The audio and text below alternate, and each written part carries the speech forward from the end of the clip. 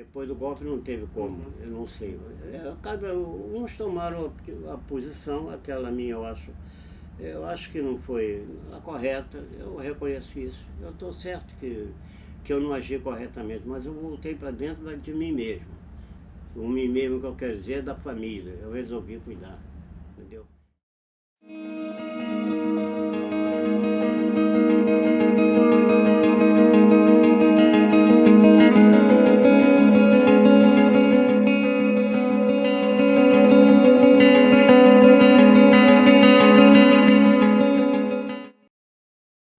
Bom, o IPM, como eu já falei anteriormente, né, assim, a diferença que existiu entre o IPM dos metalúrgicos, a sorte que nós tivemos de ser o presidente, o coronel Ari Oliveira, professor, não sei qual era a arma dele, mas ele era professor do Colégio Militar, como eu disse. E essa natureza de professor, naturalmente, que dava a ele aquela qualidade de tratar a gente bem, então, ao contrário do como eram os outros IPMs. Mas isso não significa que ele fosse bonzinho, ele estava ali para cumprir o papel dele como cumpriu, né? Depois, ao encerrar o IPM, foi para a auditoria de Marinha, e aí no processo é que foi outra coisa. Ao ocorrer na Marinha, o processo, houve um período, de acordo com a situação política, tanto que eu até voltei para casa, em alguns momentos eu fui para casa. Houve uma pausa. Eu não sei a que atribuir isso, naturalmente, as divergências na cúpula da ditadura, né?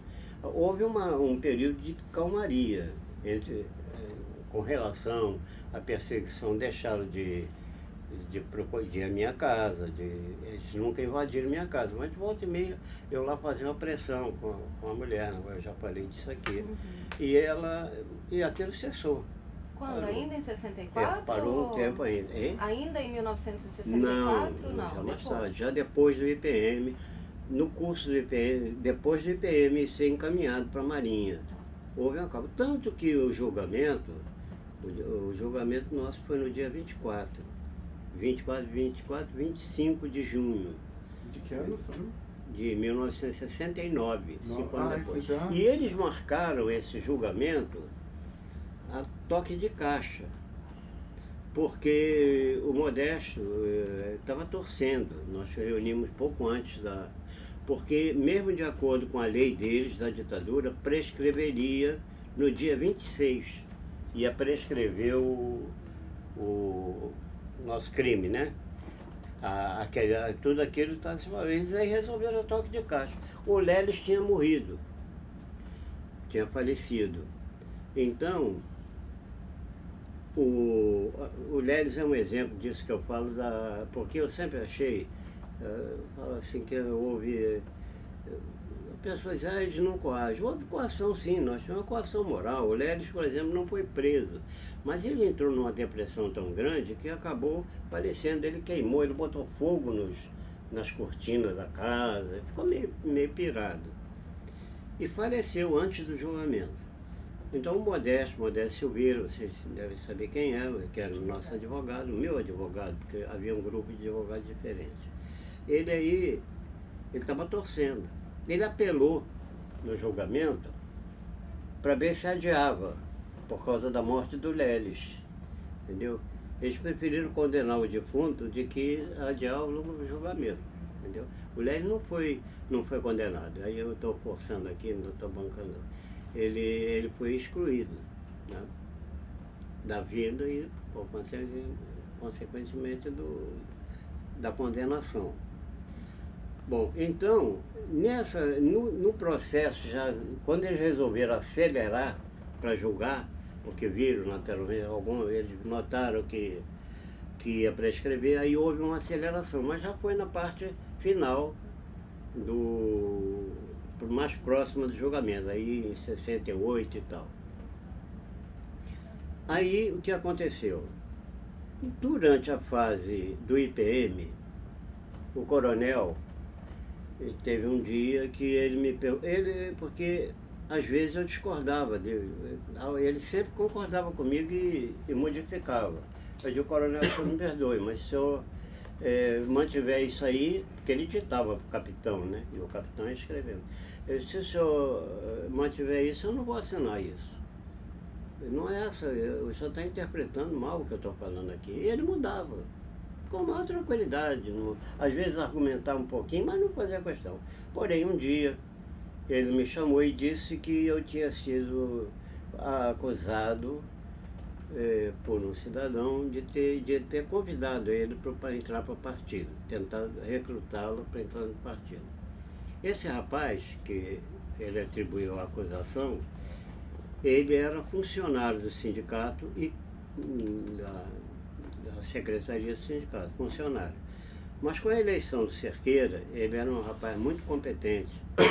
Com a eleição do Cerqueira para deputado federal, o Cerqueira requisitou que o sindicato licenciasse ele para ele ficar prestando assessoria ao Cerqueira em Brasília. E isso foi feito. Então, a alegação, o coronel disse que ele, no depoimento, ele teria me acusado de ter recrutado ele para o partido. Eu neguei. Aí ele me acariou, nos convidou para a cariação. Na cariação, eu pedi que o coronel perguntasse a ele como é que eu teria feito esse convite a ele, que eu nunca ouvi isso. Como eu convidei para entrar para o partido. Ele aí disse o seguinte, que quando houve uma ocasião em que ele criou umas fumaças de ser dirigente sindical, ele começou a criar uma associação de defesa dos funcionários em entidades sindicais. Ele começou esse movimento. Nessa época, em que ele estava liderando isso, eu demiti um funcionário do sindicato, que eu era responsável pelos funcionários, era o secretário-geral, Mulheres era o presidente, e eu demiti o motorista. Não estava agradando a gente, então eu demiti. Esse motorista, inclusive, era irmão do Benedito Cerqueira, entendeu? Quero saber disso. Eu não gostei do trabalho dele, demiti. Então, o rapaz, o Geraldo, veio de Brasília conversar comigo. Pedi a readmissão do rapaz. Eu digo, Geraldo, eu não vou readmitir. Não adianta, eu não vou te dar explicação, não tenho que te dar explicação nenhuma. E ele está demitido, ponto final. Aí ele disse assim, mas o que ele fez? O que ele fez, eu vou dizer, o Cerqueira, que ele alegou, forçou a barra com o Cerqueira, irmão do Cerqueira, não quero saber. Eu digo, que não interessa o que ele fez. Eu digo ao Cerqueira e te garanto uma coisa, quando o Cerqueira souber, vai me abraçar e vai me aplaudir. Quando ter demitido o irmão dele, então não tem nada que te falar. Ele aí disse assim, tá bom, eu vou embora. Agora eu lamento que os sindicatos que estão dominados pelos comunistas, nesses sindicatos os funcionários estejam sendo perseguidos, como é o caso de vocês e do Hércules, nos tecelões. Eu digo, não, aí, pelos comunistas, ele falou, né? Eu digo, então você discuta isso com o partido e não comigo. Você procura o partido e discuta.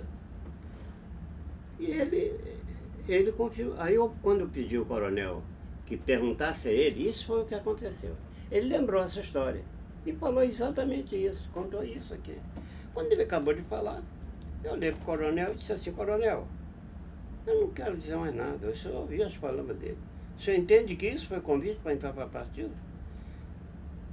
O senhor que avalie. Eu estava certo que ele editou para o capitão. Diante daquela coisa tal, aquele preâmbulo, né? Não ficou provado que o senhor Ulisses tenha convidado o senhor Geraldo para entrar para partido comigo. Perdão, coronel. Uma coisa está mais que provada aqui. É que eu não convidei, o senhor Ulisses não convidou o senhor Geraldo para entrar para partido. Aí foi a única vez que ele não concordou em mudar e manteve esse texto assim, né? Bom, tudo bem. Aí aquilo foi para a Marinha. Quando chegou, já quase no julgamento, na reta final para o julgamento, isso se repetiu lá. Primeiro, duas pessoas tinham me acusado, eu falei isso aqui, que era o Basílio coisa deprimente, eu levantar lá, e ele também ia me apontar com o dedo duro. Ele era dedo duro mesmo, ali literalmente com o dedo apontado assim para mim. Tinha convidado ele, eu tinha promovido uma reunião e tal. Um curso, né, de marxismo. Mas ele não sabia porque não frequentava, ninguém deixava ele entrar. E em seguida o Geraldo, entendeu? Mas aí já tinha passado, houve aquela trégua, né? E durante aquela trégua que eles deram no processo, que nós deixamos, cessou um pouco aquela perseguição. Comigo havia, vez por outra, alguma coisa, porque sempre que prendia um operário naval, esse operário naval me citava que eu fiz uma palestra, isso, aquilo. Aí vinham e começavam a me perturbar. Mas eu era avisado, porque aquela coisa, eles tinham gente infiltrada e nós também tínhamos gente infiltrada entre eles. Os advogados tinham conhecimento. Às vezes me avisava, polícia, ó, tem cuidado agora que tal. Depois afrouxava. Isso o Modesto fazia, o Vivaldo Vasconcelos também, que era outro advogado meu, informava. Então, naquele período de tranquilidade que houve um pouco, com relação à perseguição direta conosco, o Geraldo mudou, entendeu? Ele mudou. Então, quando chegou na cariação, eu nunca mais tive contato com ele, mas eu sabia que ele estava mudando. Aí, quando chegou no dia dessa cariação, o primeiro foi o Basílio, quando foi o segundo, ele foi perguntado, o auditor era Oswaldo Lima Rodrigues, perguntou a ele, promotor, que eu tinha perguntado, se ele confirmava a cariação, que eu tinha aquela coisa toda, que eu tinha convidado. Ele negou. Negou, e o procurador já ficou meio com raiva dele, né? Mas é uma coisa terrível, né? Disse assim, como que ele negou? Aí, como quem coagiu? Eu não admito. Aí fez uma média com a Marinha, né? Com o Exército, que ele era da Marinha, né? Fez uma média. Eu não admito que cidadão saque contra um brilhante oficial de nossas Forças Armadas, coisa mais ou menos assim, as palavras. Falou aquela peroração toda, elogiando o Exército e tal, tudo bem. E o Geraldo impassível. E é gozado que ele era muito nervoso. Ele, para fumar, ele ficava assim com o cigarro, né? Mas tranquilo. Aí ele perguntou, quis saber, pediu que o auditório dissesse a ele que ele explicasse como foi feita aquela coação. Aí ele disse assim, eu não disse que foi coagido pelo coronel Ari. Mas como não? Quem coagiu? Ele disse que ele foi muito inteligente. A coação foi o clima. Eu sou um homem religioso, eu tenho horror à arma, de repente eu me vi forçado, cercado de gente armada, um tratamento intratável, grosseria de todo. Eu fiquei apavorado aqueles dias. Então, quando eu declarei, porque antes teve um negócio, organizado lá pela junta governativa e tal, né? Ele já tinha declarado aquilo antes. Eu fiquei apavorado, eu me senti na necessidade de acusar alguém. A primeira pessoa que veio na minha cabeça foi o companheiro Ulisses, né? Falou assim, podia ter sido outro, foi o primeiro que veio. Depois eu pensei isso. Aí tal. Quer dizer, aí, nossa senhora, o cara fez um discurso hidrófono, entendeu? Aí quis saber ainda. Eu acho que foi a única coisa que eu posso considerar que foi uma coisa decente que eu assisti em tudo que eu participei. Foi a posição desse auditor. Porque o promotor disse assim, não me lembro do promotor, não fiz questão de esquecer o nome dele. Ele disse assim, eu queria saber se o senhor algum dia esteve internado para tratamento psiquiátrico. Aí eu faço até uma gozação, né, quando eu conto essa história. Aí o auditor disse assim, senhor Geraldo, o senhor entendeu a pergunta do promotor? Ele disse, entendi. Se o senhor quiser responder, o senhor responda. O cara está esperando a resposta até hoje, que ele ficou calado.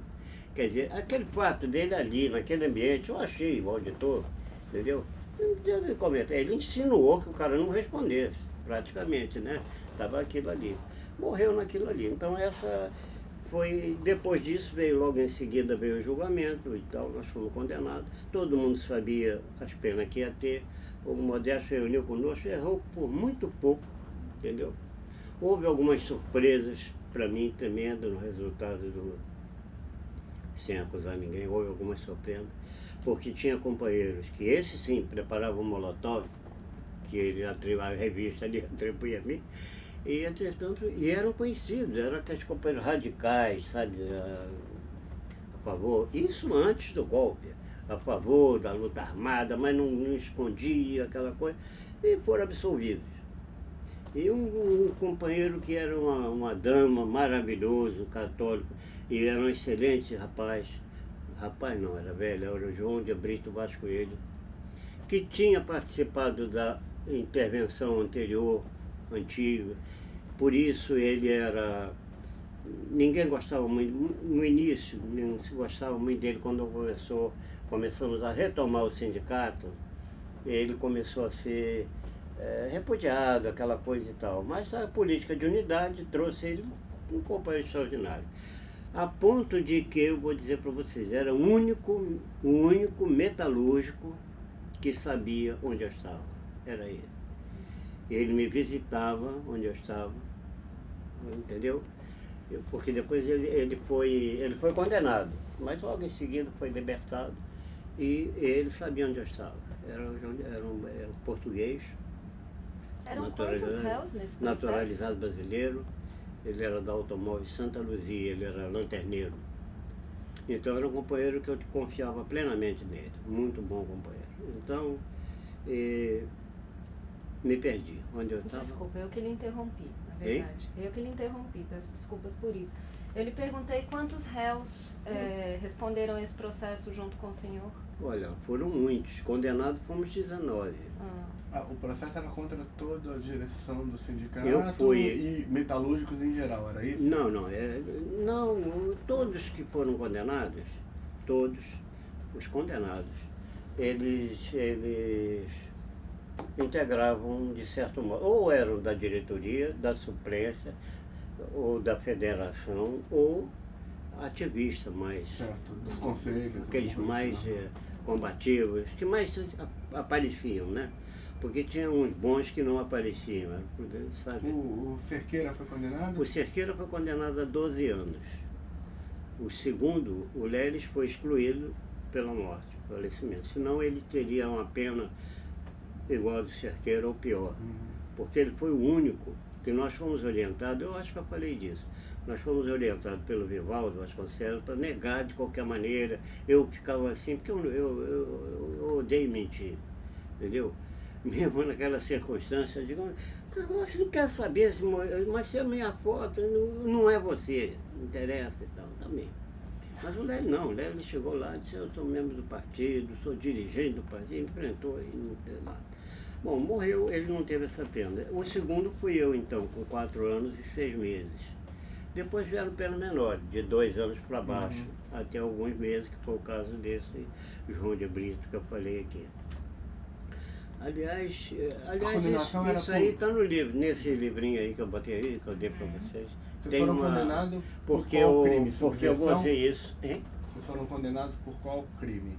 Subversão? Por muitos crimes, eu vou já falar, no meu caso eu vou já falar. Mas nessas aí tem inclusive porque eu gozei com a situação. Eu fui condenado a 4 anos e no mesmo jornal que anunciou, que quando eu abri o jornal, eu vi, eu digo, meu Deus, enfim eu ganhei do Vladimir, porque o Vladimir foi Palmeiras, foi condenado no mesmo dia.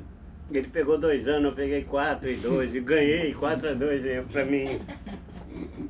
Por quê? Apenas as razões enormes era que eu vou dar um exemplo para vocês, como era a minha situação.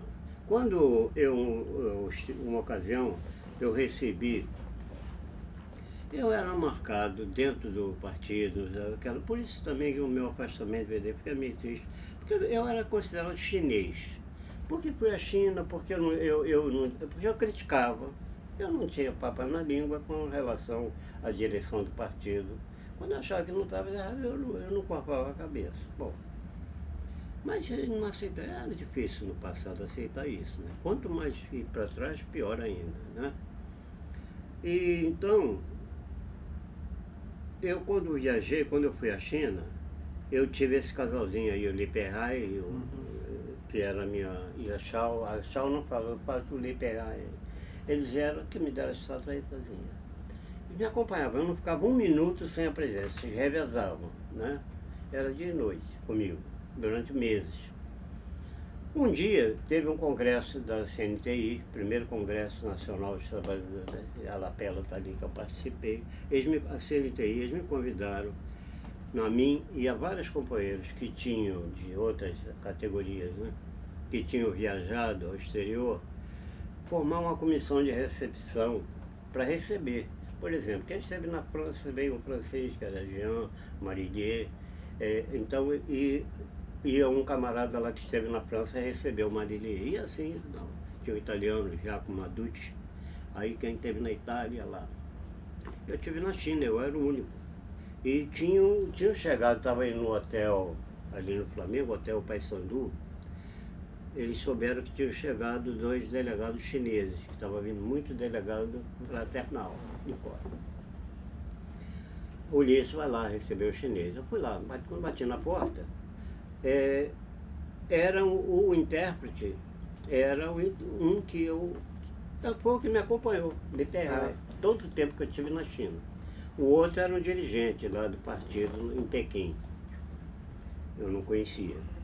E esse Li, eu não sei se eu falei aqui sobre ele anteriormente, não. Ele não tem que ficar comigo, eu disse, eles falavam bem quanto eu, não posso julgar quem fala bem espanhol, mas eles me falavam muito bem espanhol, todos os dois.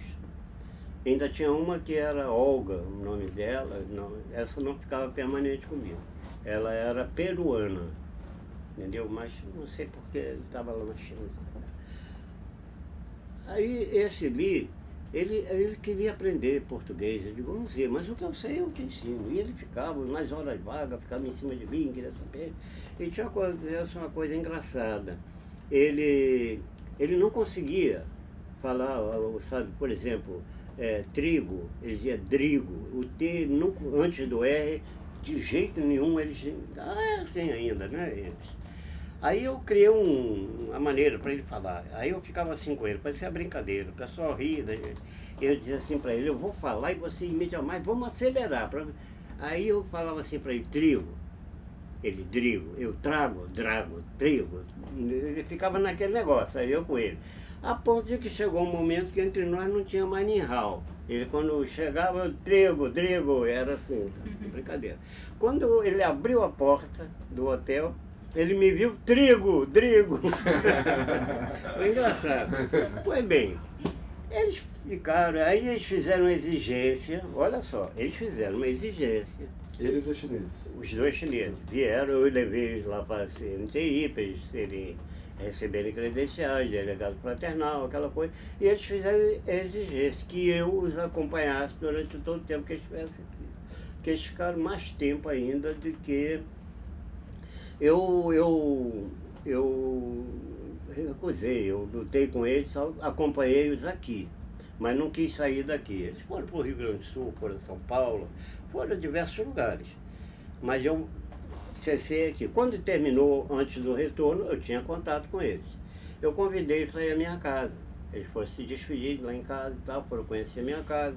Eu convidei o avô do Vanderlei, aquele que tal, para ir, que era camponês. Eles adoraram o viejo campesino, né? Ele mandava carta para mim, sempre lembrando eles adoraram conversar com ele, né? Pois bem, na minha casa muito humilde e tal, mas eles ficaram felizes da vida, aqueles coisinhos lá que a velha preparou para ele, eu garanto que eles gostaram mais que o pato laqueado lá de Pequim. Mas bom, no dia seguinte desse jantar eles foram embora. Eu fui com a minha mulher e a minha filha, Edovich, a gente trata de Dova, ela era pequenina. Quando chegamos no Galeão, eles, o Li me chamou e disse assim, vem cá que o Chau, é Chau Cochan, o nome do cara. Vem cá que o Chau quer conversar com você. Quer comprar um presente para a menina. Ele escolheu assim, pegou um colarzinho, botou no... Ela pequenina assim, botou no pescoço dela.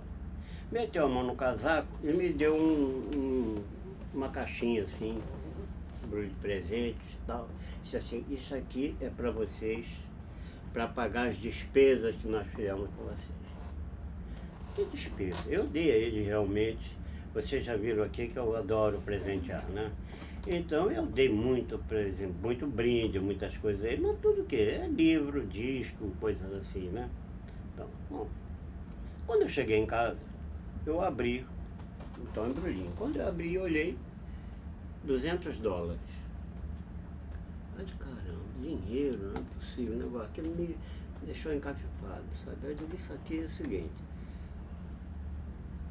Era para mim, porque tem um embrulho de presente. Eu digo, se fosse para o partido, se fosse para a CNTI, ele não ia dar papel no aeroporto, não é? Estava na cara que era para mim, mas eu estranhei ser dinheiro. O que é que eu fiz? Eu fiz uma burrice, em vez de ficar caladinho e guardar o dinheiro, em dúvida pro réu, eu fui lá na CNTI, o Cerqueira, nessa altura, era o tesoureiro, além de ser, era o tesoureiro, e era mineiro. Mineiro adora grana, né? E o tesoureiro era o tesoureiro, olha, o Cerqueira, não, mas o Cerqueira em matéria de dinheiro, no sindicato, na presidência, era uma coisa séria, entendeu? Mas sempre voltado para o interesse da corporação. O que é que ele faz? Ele concordou comigo que realmente aquele dinheiro era para mim, mas como eu disse, não, então pode sair no nome do chinês, eu não quero, entendeu? O Cerqueira vai e mandou constar, fazer aquilo constar em ata, para valorizar com certeza. Ficou na ata. Aconteceu. Quando veio o golpe, eu fui acusado de ser um dos elementos responsáveis pela entrada do ouro de Pequim no Brasil. Simplesmente, isso é uma. Depois o comportamento... $200. Né? $200. E isso não pagava nada, eles viajaram, era mais um indício de que o dinheiro era para mim. Claro. Eles foram para o Rio Grande, foram para Minas, foram de São Paulo. Eu só acompanhei eles na Volta Redonda, numa viatura do sindicato, entendeu? Quer dizer, essa coisa, né? E depois aí uma porção de coisa, a minha simpatia, que eu não negava, tu constava em ata e tudo. Tinha tido uma carta que eles pegaram do Xanlai, é aquela história, né, do camarada, eu disse aí, o coronel, camarada, até o Paulo VI para eles é camarada. Mas o quê? É porque houve uma proposta na diretoria, uma proposta que eu fiz de congratulação com o governo da França,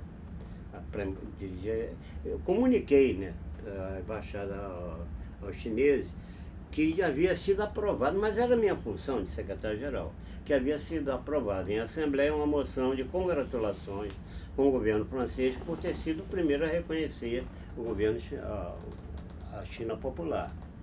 Aquilo tudo pesou, coisa assim. Fora a atividade normal que eu tinha no sindicato, que eu falava, então, isso tudo pesou. Foi uma razão de ter uma pena que eu acho que foi excessiva. Primeiro que eu não estava com essa bola toda para merecer aquela não. Quem dera, mas eu não tinha. E até minha função não era tanta assim. Mas eu falava em toda a Assembleia, né, e tinha o passado, as informações do passado. Assim, que aconteceu uma coisa. Eu contei aqui, eu falei, veja só como são as coisas. Eu falei aqui que houve um momento em que eu deixei o setor metalúrgico e tal. Naquele período, eu fui trabalhar na serraria para ficar perto da família da menina que eu namorava. Resultado, houve uma briga entre eles, dissolveram a sociedade e eu fiquei parado. Então, naquele período, eu fiz um teste, indicado por um amigo, eu fiz um teste para a Light, para trabalhar no escritório da Light. Eu odeio o trabalho burocrático, mas estava difícil, eu tinha que ir, né? Eu fui.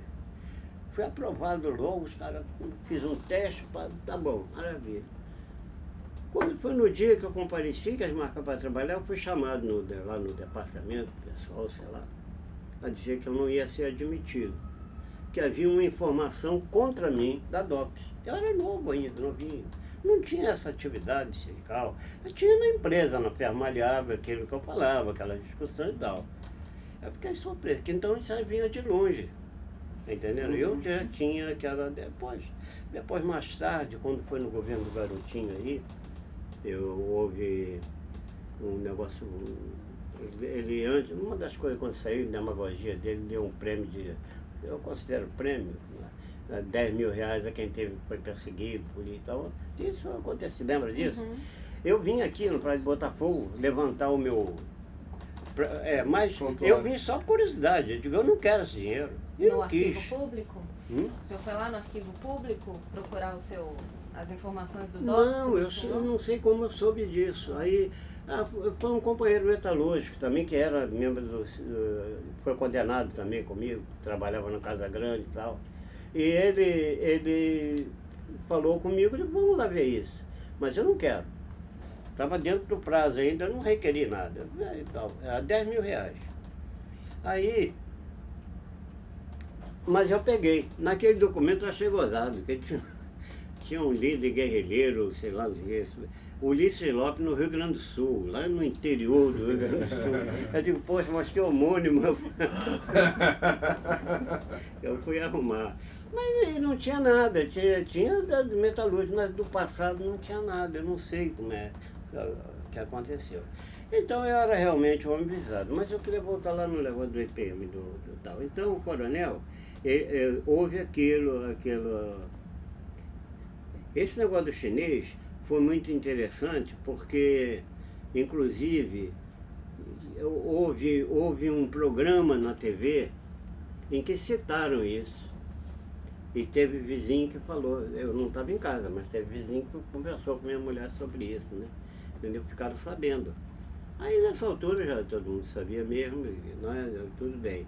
Mas chegou a ser citado isso, porque eu era responsável, eu nunca vi.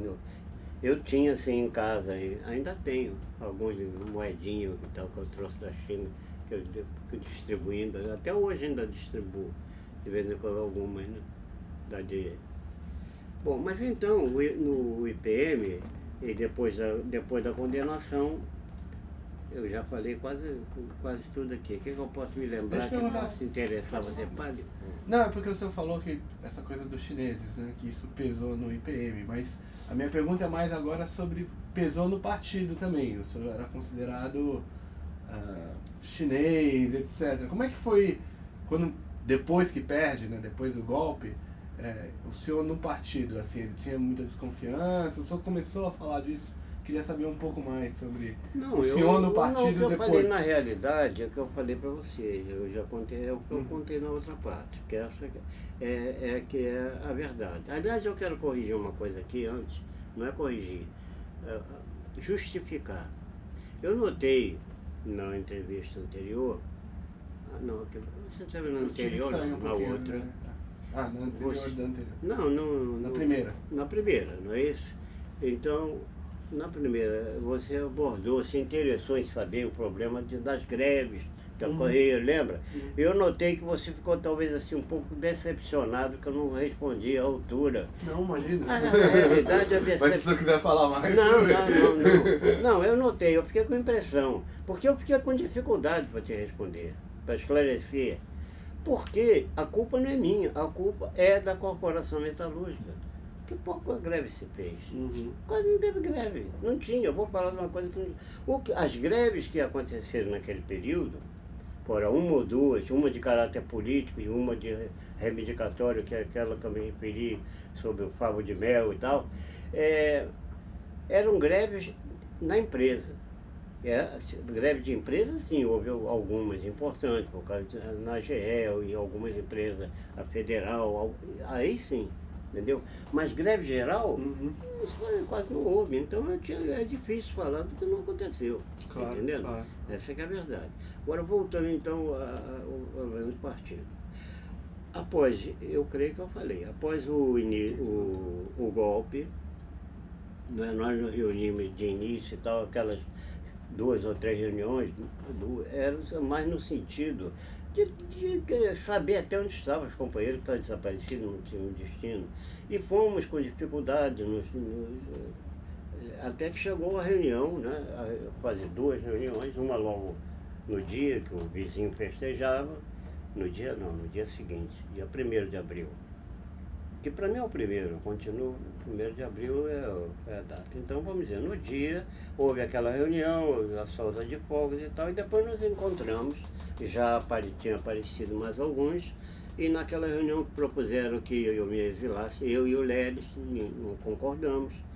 E dali para frente, o partido praticamente não reuniu. O Comitê Metalúrgico já havia aquela decisão da direção de dissolver o Comitê Metalúrgico, e justamente o grupo que era contrário, a direção era favorável a manter o Comitê Metalúrgico, foi se dispersando também, foi ingressando no PCdoB.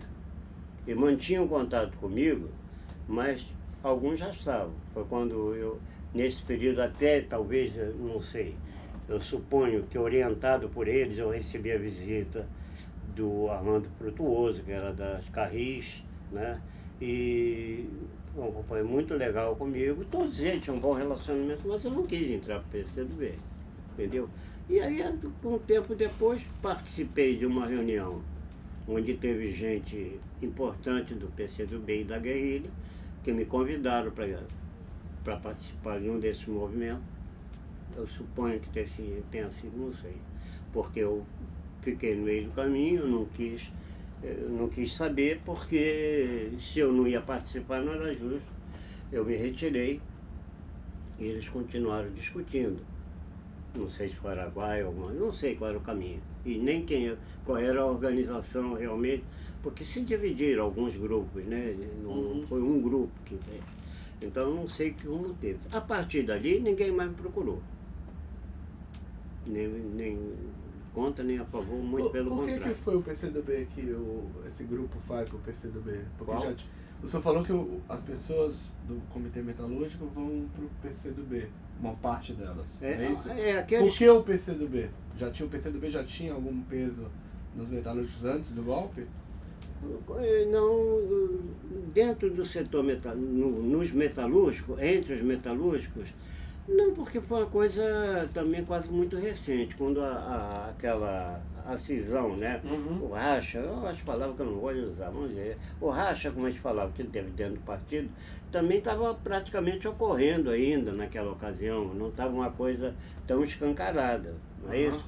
Tanto que esses companheiros que vieram a caminhar para o PCdoB depois, esses que eu estou falando aqui, era um companheiro Birajara, um companheiro que foi da União da Juventude, um companheiro maravilhoso, a gente chamava de Bagre, era Manuel Bispo, não foram envolvidos eles eram tão prudentes, não foram envolvidos, não tinha nada contra eles, então eram companheiros combativos para boa.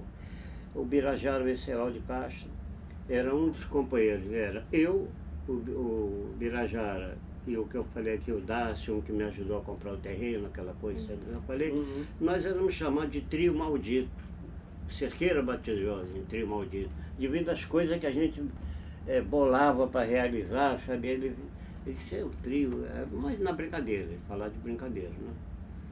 Então, esses companheiros, eu acho que eles nem ingressaram logo, mas a gente via, eles gostavam. Eles já tinham a tendência realmente. Eu sentia que era inevitável a saída deles. Mas eles não queriam. Eles queriam manter, eles queriam preservar o Comitê Metalúrgico. Continuam mantendo, entendeu? Mas já com o golpe acabou tudo. Aí eles juntou a fome com a vontade de comer. Eles quiseram ficar à vontade e acharam que a oportunidade era aquela e foram. Tentaram me levar, eu não cedei. Eu hoje, de qualquer maneira, eu não estaria no partido de forma alguma. Se eu ainda tivesse disposição, não tivesse passado por todo o desencanto que eu passei com relação a muita gente, eu não figuraria, porque isso aí não existe mais. Não existe partido, isso é pro forma, a gente sabe disso. entendeu? Não existe. Né? Isso vem de longe, é consequência do que houve no mundo, né? E tinha que ser assim. Agora, é lamentável, porque eram todos bons companheiros que sacrificaram. Eu falei aqui para vocês, quando eu lembro, eu era menino, um desses companheiros que participou, que partiu para o PCdoB, um desses companheiros era menino na Ferro Maleável, de 15 anos, 16 anos. Ele já era um senhor, ia lá pagar contribuição minha para o partido, não era o mesmo partido, mas ele ia lá e levar jornal que eu comprava e dava a classe operária, entendeu? Esse companheiro estava comigo velho, envelhecido, cego de um olho, tá entendendo? Quer dizer, ele se desencantou, não sei, depois nunca mais soube dele, mas era um dos companheiros que deixou, quer dizer, o Comitê Metalúrgico tinha muita gente boa, realmente. Mas infelizmente não. Depois do golpe não teve como, eu não sei. Uns tomaram a posição, aquela minha eu acho que não foi a correta, eu reconheço isso. Eu estou certo que eu não agi corretamente, mas eu voltei para dentro de mim mesmo. O mim mesmo que eu quero dizer é da família, eu resolvi cuidar, entendeu? Eu saí, no dia que eu saí de casa, porque aconteceu o seguinte, no dia, logo após, agora vou falar um pouquinho sobre isso então, logo após o golpe não, a condenação. Quando eu peguei o jornal que vi aquilo, eu falei com a minha mulher, que naquela época eu estava em casa. Aí, porque eu disse, houve um refresco durante o IPM. Mas aí, diante da condenação, eu digo, eu não vou ficar aqui esperando que venha me buscar em casa. Então, eu conversei com a mulher. Não sentença lá na auditoria? O senhor não estava presente quando o auditor deu a sentença de condenação? Lá na auditoria? Não, eu não fui. Se eu fosse, eu teria ficado. Mas quem foi assistir, ficou, não é? Ele já foi para Ilha Grande. E eu não fui, eu não ia. Eu só iria preso, né? Então, eu conversei com a mulher, saí de casa, fui para Friburgo. Eu me lembro, falei com meu filho tinha 8 anos, mais velho, né? Eu disse a ele que eu não sabia, eu conversei com ele e tal, mas eu estou me lembrando agora, ele chorando, tal coisa, né? E aquilo me tocou, eu fui para, você vai ver foto ali eu conto essa história, fui para a Serra, para Friburgo, a minha madrinha tinha com o irmão, eles tinham uma casa lá na Serra, pertinho da Praça Getúlio Vargas. E eu apesar de menino, eu tinha uma ajuda muito grande, morei muito tempo com a minha madrinha, que eu falei disso, minha mãe disputava as duas, né? Mas eu nunca tinha ido àquela casa em Friburgo, nunca tinha ido lá. E eu adorava, meu padrinho contava que de manhã ele ficava feliz da vida com o clima, de Friburgo, da Serra, e ele contava que quando saía da porta de casa era a rua inundada de sapos, ele tinha que ir cuidando para não pisar os sapos e tal. Aí quando eu cheguei lá em Friburgo, cadê os sapos? Não tem sapo nenhum. O trem que passava na rua na época que ele falava, não tem mais, eu boto a foto ali, mas não existia trem lá, de pertinho da praça, Getúlio Vargas. Fiquei sozinho lá. A casa, um terreno enorme, cheio de fruta. Aquilo foi bom para mim porque eu fiquei cuidando das plantas e tal, aquela coisa, para ajudar a distrair. De frente só tinha um rádiozinho, mas não tinha muita vontade de ouvir rádio. E fiquei ali algum tempo. Aí, quando chegou na época das férias, a minha mulher deu um jeito lá e levou os garotos e foram passar as férias comigo lá, foi o paraíso, né? Aí depois de alguns meses naquela situação, aí eu saio com ela, vamos passear, vamos te mostrar Friburgo, que aí eu já conheci um pouquinho, né? Lá eu andava à vontade, né? Aí quando chegamos perto, na Praça Getúlio Vargas, seguimos uma rua assim, que eu não me lembro o nome, quando eu olho vem um promotor, assim, na minha direção, né? Aí eu virei assim para uma vitrine, sabe? A minha mulher, ela era muito inteligente, ela percebeu que alguma coisa mas não falou nada na hora, deixou. Aí quando eu voltei ao normal, ela disse assim, o que foi? O que aconteceu? Aí esse cara que vinha ali era o promotor. Ele não vai lembrar de mim, eu creio, porque depois ele era muita gente que ele lidava e tal, mas sei lá, né? Aí eu não quis arriscar. Aí eu disse a ela, vamos voltar que eu vou te mostrar ele. Aí voltei para. Eu queria ter certeza que era ele mesmo, né? Olhei, era mesmo. Depois eu conversando com o Modesto sobre isso, contei isso aí, ele disse, rapaz, eu fui dar com o cão lá, primeira pessoa. Ele falou comigo, ele estava no. Eu nem sabia que tinha um sanatório da Marinha lá em Friburgo. Ele disse, ele estava no sanatório, estava descansando do que ele sofreu, né? Do que ele sofreu lutando para os inimigos da família. Né? É isso aí. Então foi assim, as coisas foram. Fiquei lá. O senhor teve notícia, logo depois do golpe, eu acho que o senhor já disse, né, no dia 7 de abril houve a intervenção no sindicato. Quando? Né? Logo Não, depois do golpe. Depois. Aí houve a intervenção. E foram o Davi, o senhor chegou Davi a contar Borges, lá, do da Davi. Silva. Se o senhor pudesse falar um pouquinho desse contexto, eu sei que o senhor não estava ali diretamente, mas no dia a dia do sindicato. Não, eu não mas... quis, eu fui lá uma vez só. Porque eu achei que eu não tinha que dar, sabe? Me revoltou aqui. Os caras me chamaram para pedir, compreendeu? Era uma inquisição, era a mesma coisa, eles estavam fazendo o papel do IPM. Eu fui lá para romper, disse, eu não volto aqui, vocês não me chamam de novo que eu não quero saber. Aí eles chamaram o senhor para fazer Aí, como se fosse um interrogatório, para não, fazer a apuração. era um interrogatório. Os interventores. Os interventores, o Davi. E deu só uma coisa interessante. Eu quando cheguei, porque o Davi, eu falei disso aqui, após o golpe, o programa continuou. Programa de metalúrgica. Aliás, tem um erro nessa revista. É uma coisa horrível. Eles ouviram o cara cantar, não sabe onde. Aliás, eu contei, mas eles deturparam. Aquilo ali foi eu que contei para ele na entrevista da pós. Que foi o seguinte, eu quando cheguei lá, eu não conhecia o Davi. Aí ele estava lá na sala da presidência. Eu perguntei, eu queria falar com o Davi. Aí tá ali. Aí eu cheguei, eu só desejo ele para mim. Só desejo. Eu digo, você está me conhecendo não? Eu para ele. Ele disse, não, se desculpa, mas eu não lhe conheço não. Eu digo, porque você é um canalha. Falei para ele. Você não me conhece porque você é um canalha. Como é que você tem? Falar, eu sou o Ulisses, que você tem atacado. Porque ele ficou no programa do que nós tínhamos do metalúrgico e que o Neco é que fazia o programa por minha orientação, porque o Neco era ligado, eu era um funcionário ligado a mim. Eu era responsável pelo programa. Porque essa história vem, eu vou contar aqui. O Neco levou o programa, fazia o programa, e com o golpe parou. Mas o programa continuou. Assim que a intervenção pegou, continuou com o programa. Tinha contrato na Rádio Rio de Janeiro. Esse programa, disse o coronel que o programa foi, que o IPM foi instaurado, ele disse para mim, por causa do programa da Voz de Metalúrgica. Isso mais tarde, né?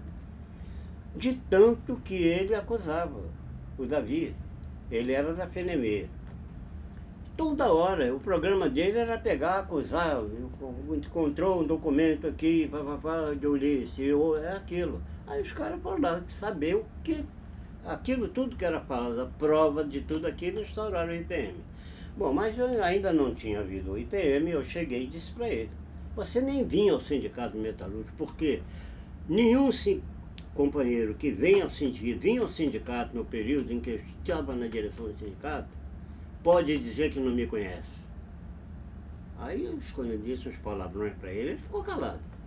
Entendeu? Não tinha moral para me responder.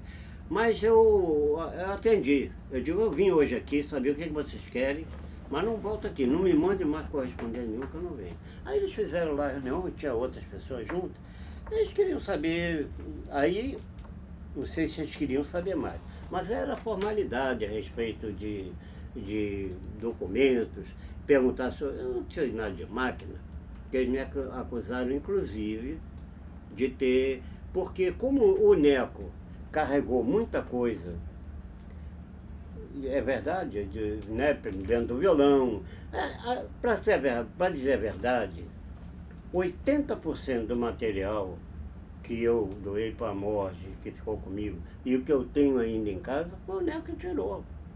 Entendeu? Ele foi audacioso, um rapaz corajoso demais.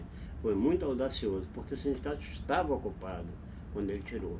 Não é? E ele chegar numa mesa, que era 4 vezes essa mesa aqui, na biblioteca, onde ficava o tal professor França, que era da DOPS, né, selecionando material.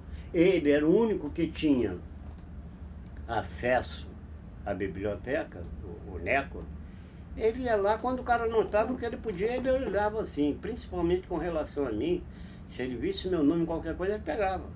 E foi levando para mim. Eu tenho hoje todos os relatórios da diretoria, dos anos em que eu estive na diretoria. Eu tenho um relatório original, está lá comigo, guardado em casa. Isso eu não mandei para lá para eles, não. Acho que tem na morte cópia, mas eles me devolveram. Protocolado, mexendo, tudo direitinho. Quer dizer, eu fico às vezes pensando como que aquele sujeito passou naquele período, né, para tirar isso. Então, voltando à interventoria, eles queriam saber bobagem, aquelas coisas e tal. Depois não voltei mais. Não voltei mais lá. Eu tinha dito, depois eu falava isso, agora eu esqueci, porque era um negócio interessante. Porque ele acusou o senhor de ter tirado máquinas, alguma coisa. Não, não era com relação ao Davi, Ele depois inclusive ele acabou se envolvendo. Ele fez tanta delação, tanta bobagem, ele foi envolvido no IPM da FNME. Uhum. Depois colocaram ele, arranjaram não sei como, eles se arrumam, né? Ele foi trabalhar num cartório, não sei como, entendeu? Eu nunca mais soube dele. Agora, ficou difícil para mim, eu ia falar o problema do Grêmio, depois passado o tempo, já depois da anistia, eu fui procurar em casa, foram na minha casa. Então, quando eu estava dizendo aqui que eu sinto que não foi o correto, eu deveria, realmente, mas eu não tive mais estômago. Quando veio a anistia, eu fui procurado pelo Mauricinho, Pimentel, que foram dirigentes, né, após a intervenção, para voltar para o sindicato, entendeu? Participar de uma chapa e coisa e tal, e eu não quis. Quando você já na... Não, já depois, depois da anistia. Depois da anistia. Entendeu? Eu não quis voltar. Porque esse período todo o sindicato eu fica não sob quis porque eu não confiava neles. E eles aí, o Mauricinho, segundo eu sei, é um bando de, desculpa a expressão, peço desculpa a vocês. Mas são pilantras. Enriqueceram, se valeram do sindicato. Vocês desculpem, a minha paixão por aquele sindicato, pelo aquele prédio. O prédio é um prédio, o sindicato é um sindicato, o prédio é um prédio. Mas é pelo que aqueles prédios se servia, a alavanca que era, não é? De início, foi para todo o movimento sindical do Rio.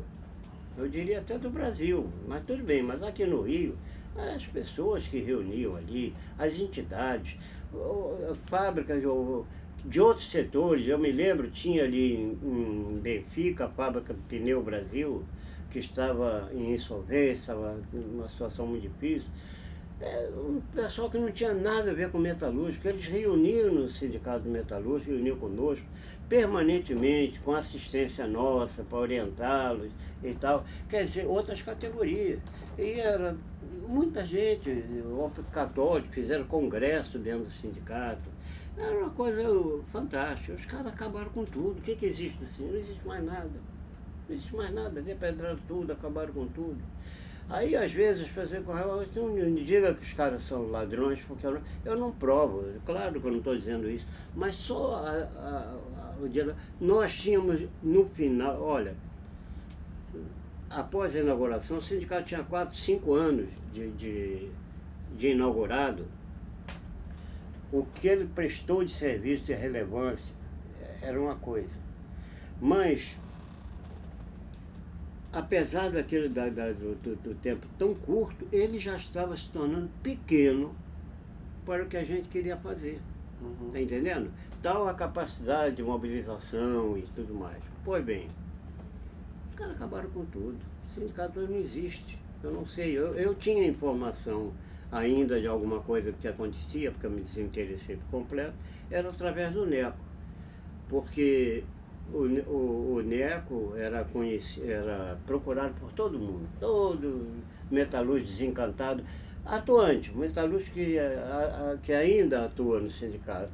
Ia chorar a mágoa lá com o Neco, que sabia que eu não sabia onde eu morava, ia lá falar com o Neco. Aí o Neco me transmitia, eu passava horas, ele me conversando comigo. Aí para nós que vivemos aquilo, a gente quer minha vida, aquilo ali, eu ficava muito triste, não por causa da construção do prédio, mas o que representou acabou tudo ali, tá entendendo? Vocês, Sobre naquele o prédio. disquinho, você vai ouvir, eu faço questão que você preste atenção, você vai ficar surpreso. Porque o Juvenal, são companheiros que eu cito de vez em quando, com muita saudade, mas porque eram criaturas espetaculares. Esse Juvenal, você vai ouvir a palavra dele, eu faço questão, você me faz esse favor, ouça aquele CD. Você ouvir a palavra dele, vai dizer que ele é muita bobagem. Ele aproveitou, ele demagou, foi um pouco demagogo ali não representa nem o que ele era. Mas como o patrão estava presente, ele começou a falar, você vai ver na fala dele, aquela fala de sergipano atrasado, tá entendendo? Mas ele se enrolou um pouco, ele tentou fazer, começou elogiando o que estava ali presente, a união do capital com o trabalho. O patrão estava na mesa e ele quase que se enrolou e tal, mas é uma pessoa fabulosa. Bom, então, sobre o programa do metalúrgico, né? Houve ali naquele jornal, ele disse que um dia o programa esqueceram de cortar o Neco. O Neco saía, gravava o programa lá na sede do sindicato. Depois ele saía correndo para a Rádio Rio de Janeiro e levava a fita, né? E o Neco esqueceu um dia de cortar. E a fita estava sendo montada, gravada em cima de outra. O restante, eu estava em casa, quando eu ouvi, entendeu? O programa, foi a Internacional tocando, né? Acabou o programa Voz Metalúrgica, continuou a intervenção e estava tocando a Internacional. Aí eu disse, caramba, o que o Neco fez? Porque a gente ficava, botava, era na sala da recreação. Você entrava na sala, os caras, você entrava na sala da recreação, era a bandeira de Cuba, era o retrato de Fidel. Aliás, vocês vão ver ali, agora já no enchente, está ali o retrato do Neco, eu botei ali, está lá, pôs-se um martelo. Entendeu? Então era assim, qualquer cara que chegava lá, botava a gente deixava. Bom, então teve esse negócio do programa, ele foi um descuido da parte dele, ele não cortou, aí foi aquele troço, para a Rádio Rio de Janeiro. Mas a Voz Metalúrgica, havia um histórico da Voz Metalúrgica. A Voz Metalúrgica, que sucedeu a Forja, né? A Voz Metalúrgica foi o tema de constante briga comigo com o Isaltino. Aqui eu vou, no adendo, eu vou também completar alguma coisa que nós falamos, deu impressão na minha fala anterior, e vocês têm como saber de que eu não fui incompleto, no mínimo, para não dizer incompetente. Eu, falando da participação partidária, assim, a gente só falou aqui em PMDB, PTB e Partido Comunista, trabalhistas e comunistas, né? Mas havia um grupo interessante de socialistas que participavam. Tinha um udenista, que era o famoso, que eu falei aqui, né? José Ramos Ferreira da Silva, que era um amigo do Tenório.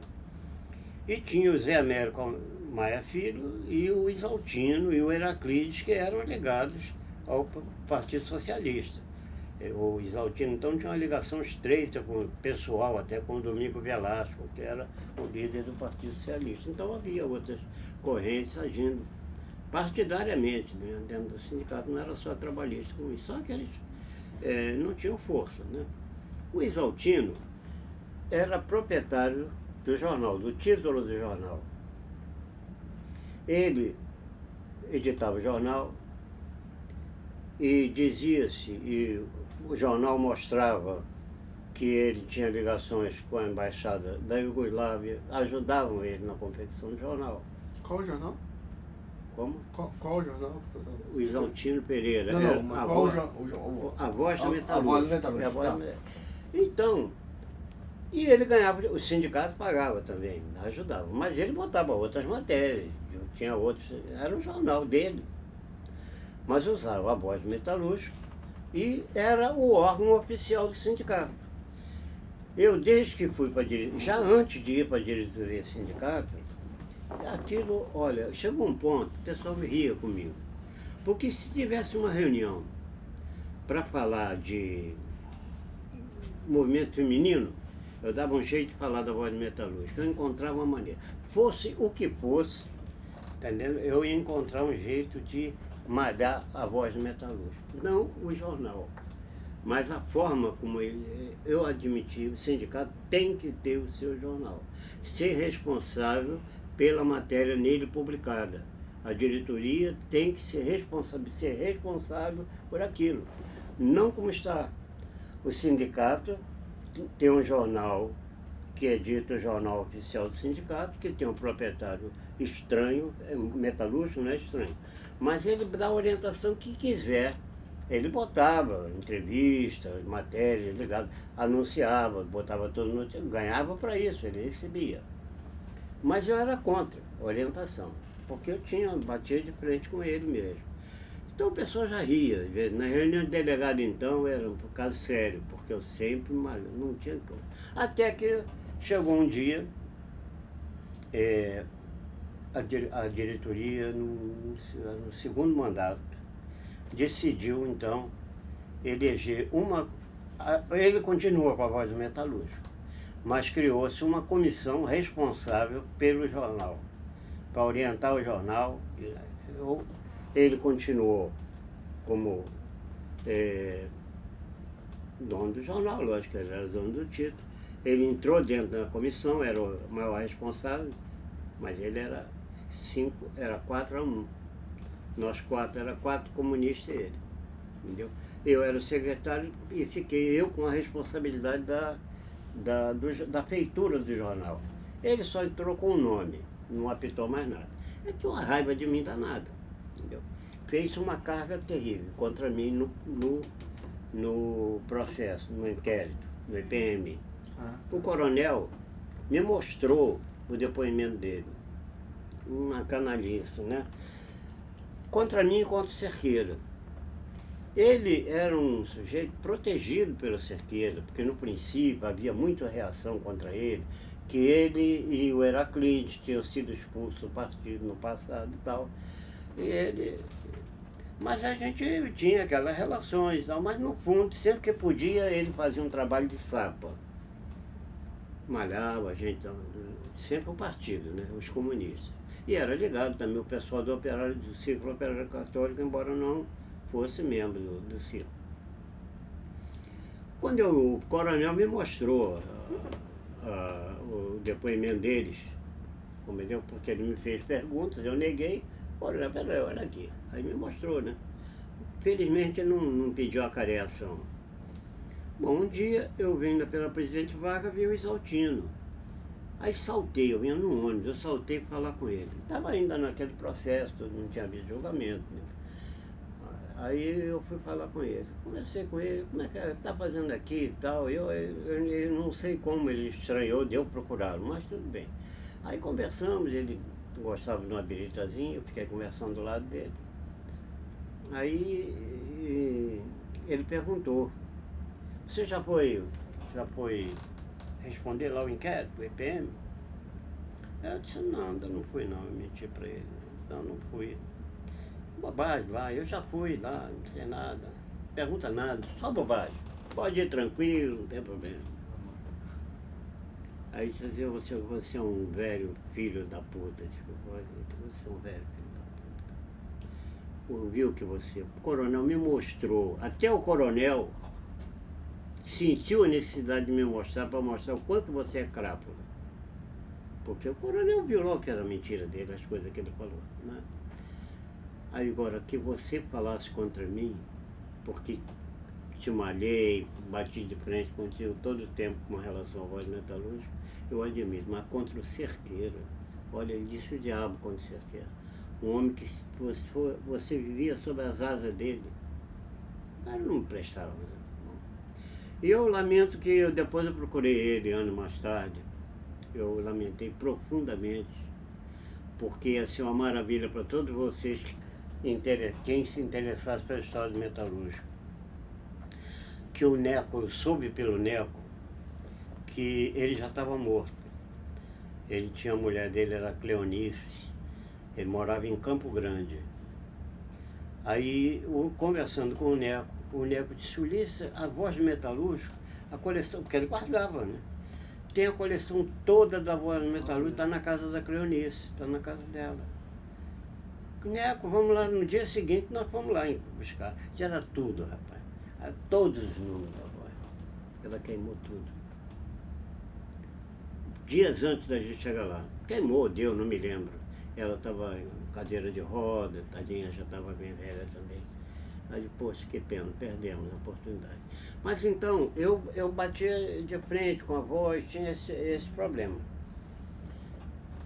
E ali conta, ele fala naquele jornal Foz, ele fala disso. Agora eles falavam muita bobagem, muita mentira.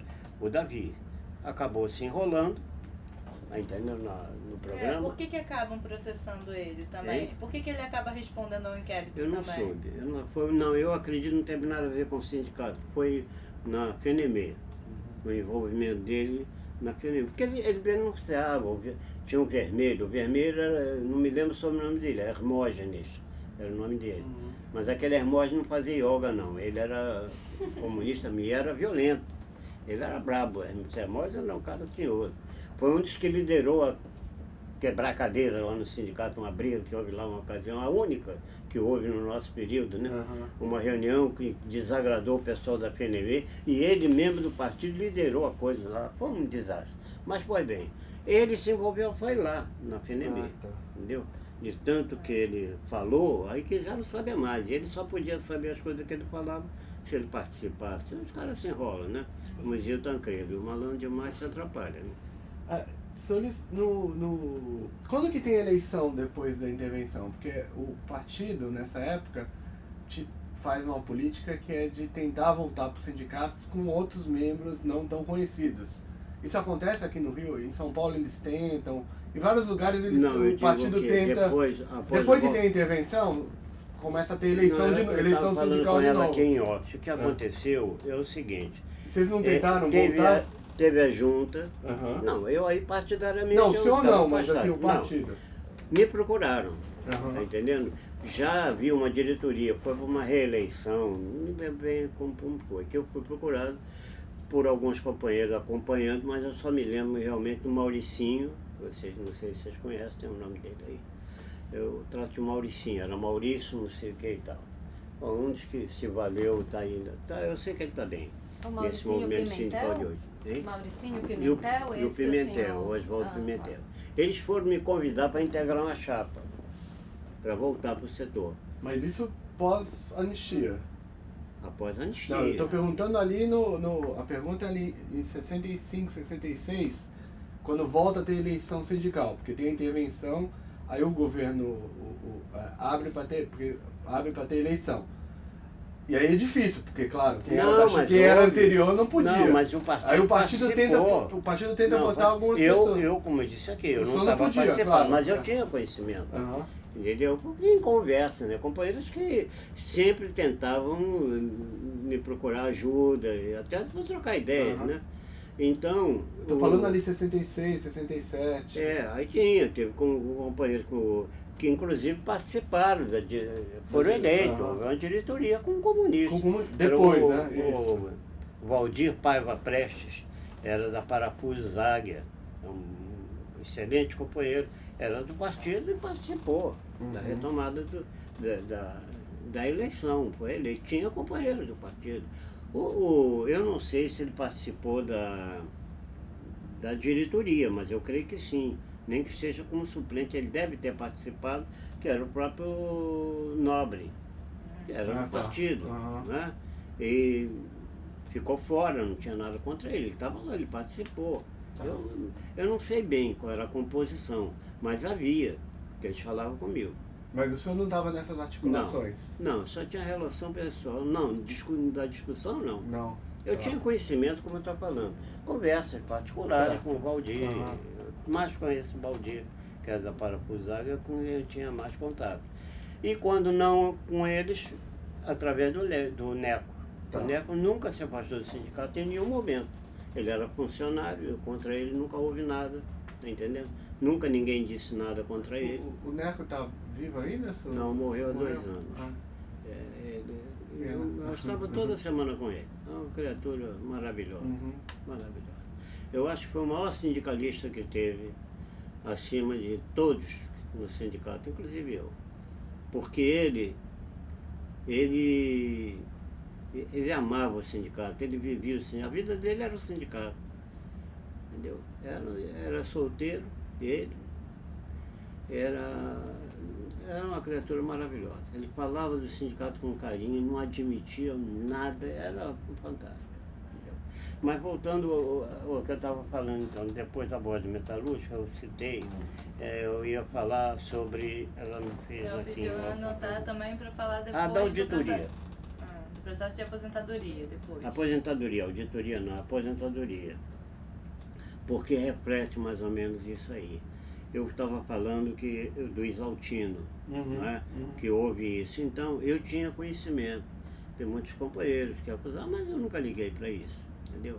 Aquele próprio companheiro Dácio, que foi um companheiro maravilhoso comigo, influiu decisivamente na minha vida. Não que eu fosse esse o objetivo, mas eu ir para morar na casa, talvez até hoje eu não tivesse casa, entendeu? Foi uma coisa assim, esse rapaz, ele foi preso. E eu tenho uma mágoa em relação à prisão dele pelo seguinte, porque eu estava em casa, eu de vez em quando, mesmo na época mais difícil, eu entrava de madrugada em casa e ficava numa sala que até hoje lá é minha sala de trabalho, porque nos fundos da casa, e se chegasse alguém, eu ficava lá. E depois eu saía numa madrugada seguinte, ou alguns dias até, eu ficava, arriscava, né? A vontade de ver minha filha era muito grande, e mais ainda de ver a minha mulher. Então, o que acontece? Às vezes o vizinho entrava, perguntava, ficava, eu estou ouvindo o papo dele, não podia dar nem um espirro, né? Era um perigo. Aí, esse Dácio foi preso, e foi para o Barão de Mesquita. E eu tinha conhecimento do depoimento dele porque o Modesto, eles me informavam. Diziam, olha, o Dácio acusou isso aqui, não estou ligando. Ele fez umas acusações contra mim. E aí souberam, os advogados falaram e ficaram contra ele, eu não fiquei. Compreendi perfeitamente. Ele não disse nada que não fosse conhecido, não tivesse declarado, contado por mim. Ele sabia, porque a gente conversava muito. Ele só falou o que era mais do que sabido. Então não houve nenhum problema, entendeu? Mas ele soube das críticas, nunca mais me procurou, desapareceu. Dizem que ele foi para a Bahia, não sei, nunca mais ouvi. Aliás, nunca ninguém mais viu. Sei que ele sofreu muito lá, entendeu? Me contaram, ele sofreu muito. Mas ele, o processo da prisão dele, numa dessas fases em que eu arriscava ir em casa, ele sabia que eu estava em casa, tiveram uma casa perto ali. Ele foi na minha casa e me falou, disse, olha, está numa situação muito difícil, que eu estou com ordem de prisão e eu não tenho para onde ir. Eu vou para casa. Eu digo, o único lugar que você não deve ir é para sua casa. Aqui é um lugar que você não deve ficar. Se você quiser ficar e não estiver aí, você pode ficar. Só o inconveniente é que aqui ele vem pegar um, pega dois. Então você não deve ficar aqui, na minha opinião. Aí ele disse, eu vou fazer o seguinte, eu vou para casa da minha mãe. Eu sabia que a mãe dele morava para lá de Bragepina, era o lugar mais seguro para ele. Eu disse, vai para lá. Ele não fez, ele foi para casa. Naquela noite, parece que ele entrou, a casa dele estava vigiada, ele entrou em casa, passaram umas horas, prenderam ele, entendeu? Então, esse não tem problema nenhum que ele falou, né? Não teve nada. Mas houve alguns companheiros que realmente fizeram declarações, inclusive mentirosas. Isso aqui me chateou bastante. Aí eu falei era da aposentadoria, o que você falou? O processo de aposentadoria. Não, mas Que o senhor aí- falou que envolvia até a mulher do senhor Nobre. Não, eu sei. Aí não, mas era um negócio, era do Nobre que a gente ia falar, né? O Nobre. Uhum. O Nobre está mais ou menos ligado à aposentadoria e o caos que eu me refiro com relação ao sindicato. Eu um dia cheguei em casa e recebi a notícia, isso já na época após a anistia, né? Normal. Eu chego em casa. Então, se você vai falar depois da anistia, eu posso interromper um Pode, pouquinho? pode. Só para não perder a gente depois volta depois da anistia. Porque eu não entendi direito ainda uma coisa. Quando o senhor tem um mandato de prisão, que o senhor fala que vai para Friburgo, né? O que acontece? O senhor vai para lá e fica por lá? Como é que o senhor Não, escapa eu vou dessa falar. situação? Então Só vou pra entrar gente- em outra linha. pra- É bom isso, porque aí eu Porque aí a gente pega um pego pouco uma mais, coisa né? por outra. Aí eu já tinha dito aqui da outra vez que eu tinha feito um acordo. Não, eu sei, um acordo, né, com a firma lá, com o francês, Aham. durante, já não era mais o francês, né? Mas eu fiz um acordo, então eu tive 2 anos. Eu peguei aqueles 2 anos e como eu não confiava em nada, em ninguém, não confiava mesmo, entendeu? Eu peguei, eu digo, eu vou organizar o meu sistema de segurança. Der certo, Deus, não der, Deus. Cortei contato com todo mundo, parente, tudo. Fui para Friburgo. Fiquei em Friburgo, logo após a condenação, no meado do ano. Fiquei até dezembro. Nesse período, nós chegou na época de férias, né? Os filhos foram para lá, já tinha ido primeiro nas férias de meio de ano, quando teve aquele detalhe que eu encontrei o promotor na rua e tal. E depois, no fim do ano, teve o replay. Elas foram para as férias de fim de ano passar comigo lá. Quando terminaram as férias, aí o dinheiro também já estava terminado, o dinheiro do acordo. Digo, agora chegou a hora da onça beber água. Acabou a moleza, como é que eu vou trabalhar? Eu não tinha que trabalhar. Eu digo, eu não quero trabalhar setor metalúrgico. Era óbvio que eu não podia. Aí eu fui para casa, deu-se o contrário. A minha madrinha em Ramos, na casa onde eu tinha vivido na infância, que meus padrinhos me criaram, meu padrinho já tinha morrido há muitos anos, a minha madrinha foi para casa em Friburgo, onde eu estava, ela foi passar uns tempo lá, para a mulher ficar comigo no restinho de férias que ainda tinha dos garotos, lá em Ramos, na casa, aquela primeira casa. Aí eu fiquei lá. Mas estava difícil a situação, né? Aí tinha um colega, morava 3 casas depois da casa da minha madrinha, mas eu não aparecia, eu ficava lá para dentro. De frente morava a prima dela e tal. Aí eu digo, você não fala com ninguém, tá bem. Acontece que 3 casas depois, ainda morava, desde que nós éramos meninos, um colega, um amigo meu, que era advogado, tinha um escritório na Rua da Assembleia 45, 11º andar. Ele era advogado, tinha se formado advogado, tinha escritório. Ele passou e viu a Geni, a minha mulher. O que você aqui e tal, ele conhecia, né? Tá fazendo aí ela, tá, tudo bem, tal, desconversando, né? Ela perguntou, e o Ulisses, vai dizer que você não sabe dele? Aí a gente conhecia muito, né?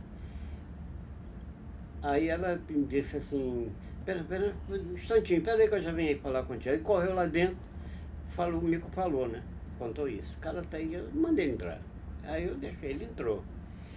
Aí entrou, ficou feliz de se ver, falamos e tal. Ele era um bom sujeito, já faleceu também. Aí, conversando, ele disse, caramba, e você trabalha? Eu contei a ele minha situação. Olha, pô, então venha calhar. Toninho era um rapaz, auxiliar dele. Trabalhava no escritório junto com ele, era estudante, tinha se formado recentemente. e há pessoas que nascem viradas para a lua, né? Esse menino que trabalhava com ele, que se formara, foi um deles. Quem dera que vocês tivessem uma sorte, tomara que seja maior ainda a sorte. Ele tinha um avô, esse rapaz, tinha um avô rico, riquíssimo. Aí ficou orgulhoso. Eram aqueles caras que fizeram fortuna aqui, mas vêm de uma origem humilde em Portugal, né? Ele tinha uma vaidade danada, é um neto advogado. Vocês acreditam que ele montou um escritório para o rapaz no Almirante Barroso? O cara, para iniciar a carreira de advogado. O cara deixou, lógico, né? Para lá. Aí ele disse, o Toninho vai me deixar. Não precisava ser advogado para ser auxiliar dele. Ele tinha um escritório que fazia administração de imóveis, uma série de coisas e tal. Aí eu fui trabalhar com ele, lá na Rua da Assembleia. Tinha vantagem, ele saía de carro, eu pegava o carro com ele de manhã, ia, passava o dia no escritório e voltava, entendeu? E aí acabou, a minha mulher foi embora e tal, veio minha madrinha de volta e eu fiquei. Continuei ali, entendeu? Aí fiquei, isso no pior período de 70, democracia do nosso Pérez, né, o homem do radinho. E naquele período que eu fiquei ali, aconteceu o seguinte, eu fui cansando, sabe? Aquela coisa que teve aquele convívio, assim, da mulher, me deu aquela coisa da família, sabe? Voltou tudo de novo. Eu sempre fui apaixonado pelos meus filhos, pela minha mulher, todo pai é, né? Aí eu peguei e disse, quer saber uma coisa? Eu vou 5 anos depois, 75. Também já estava bem aliviada a coisa, né? O Neto já tinha ido. Mas não estava tão bem assim não, porque... Mas eu fui para casa. Aí em 75 eu não aguentei mais. Aí larguei a casa lá, minha madrinha ficou na casa, voltou para casa e eu fui embora. Minha madrinha já estava lá. Eu deixei minha madrinha e fui embora. Voltei para casa lá para o Parque São Luís. E nunca aconteceu nada. Mas nesse escritório aconteceu coisas curiosas. Eu vou citar, não vou falar que é verdade. Eles não vão tomar conhecimento, tomar também não tem problema nenhum. Esse escritório, esse meu amigo, ele tinha pessoas advogados que não tinham escritório, amigos dele, que faziam ponto lá, né? Iam lá, ficavam um número de horas e depois iam embora. Não tinham muito cliente naturalmente, dava para quebrar o galho. Esse cara era muito bom, nem cobrava nada dele. Eram todos amigos. Então, mas um desses advogados, inclusive, era delegado de polícia. Não, esse não fazia ponto lá. A mulher dele, era uma italiana aqui de Copacabana, rica, que chamava-se Guerrina Latini. Ela era uma mulher bonita, uma velha, já uma senhora, né, mas muito linda, e a advogada era horroroso. Eu disse, meu Deus do céu, tem que ter muito amor. Porque eu vou lhe contar, o cara era feio demais. Feio demais. Luiz Barreto de Menezes, esse delegado. E ele era muito amigo do dono do escritório. Ele ia lá, ele não tinha nada a ver, mas ele ia muito lá por causa disso. Mas esse rapaz, o Mário, que era de 2 pessoas, só 2 advogados, ele contou a minha situação. Um advogado, um era quase que, eu acho que ele tinha um cliente só. Ele passava as horas que ele determinava de ficar lá, ele ficava lendo jornal, ele gostava, e brincava muito comigo, gostava muito daquelas tirinhas do Enfio, né? Então, aquele papo e tal. Mas tinha um sujeito, e eu era responsável para receber, entre as coisas que eu tinha responsabilidade, o recebimento dos aluguéis, né, dos inquilinos, que o escritório fazia administração, e pagar. Quando eles iam lá receber, eu pagava, né? Alguns eram depositavam. E tinha um sujeito que ia lá sempre com a maleta, e um dia começou a conversar, logo no 2º ou 3º aluguel que ele foi lá buscar, tinha um apartamento ali no Grajaú. O Mário, que era o meu colega, o dono do escritório, piscou o olho para mim e começou a puxar a conversa com o cara a respeito do governo, do regime militar. O cara era do Paraçá,